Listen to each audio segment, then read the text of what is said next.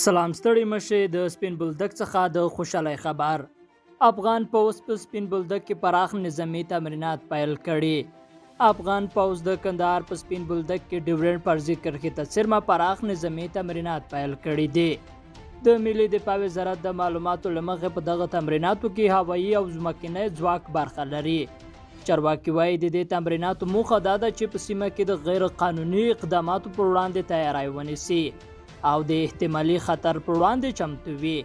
افغان پوځ تر دې وړاندې په ننګرهار کې هم ډیورنډ فرضي کرښې ته څرمه نظامي تمرینات ترسره کړي دي.